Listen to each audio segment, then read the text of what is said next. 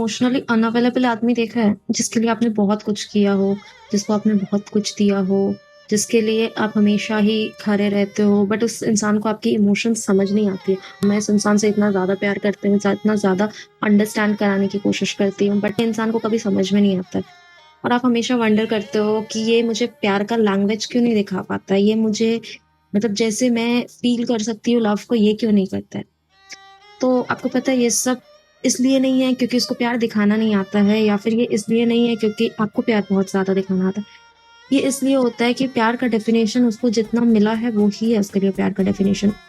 अगर एक मेल है और वो प्यार शो ही नहीं कर पा रहा है आपको, या फिर आप करते हो वो समझ नहीं पाता है, या आपको लगता है कि वो इमोशनली अवेलेबल नहीं है आपके लिए, तो एक बहुत हायर चांसेस है कि उसकी मदर इमोशनली अनअवेलेबल थी because of anything, any trauma she has been through in her life में एक्सपीरियंसेस जो देखे हैं, जिसके कारण उसको पता ही नहीं है कि प्यार कैसे देना है।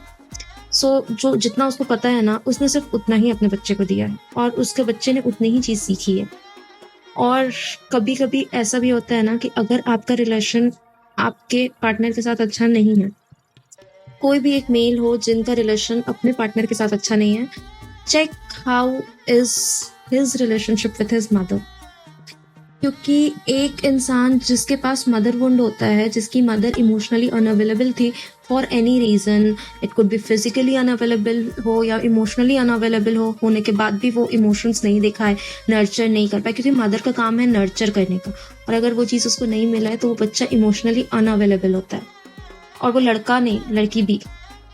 क्योंकि इमोशंस, फीलिंग्स आपको समझ सिर्फ़ और सिर्फ़ मम्मा के थ्रू आते हैं।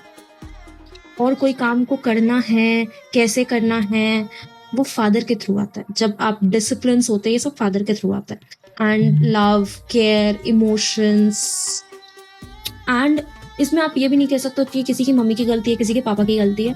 उन्होंने भी लाइफ में वो चीज़ देखा, उनका भी पॉइंट समझो कि उन्होंने भी लाइफ में इतनी चीज़ें एक्सपीरियंस की, वो सारी चीज़ें एक्सपीरियंस की।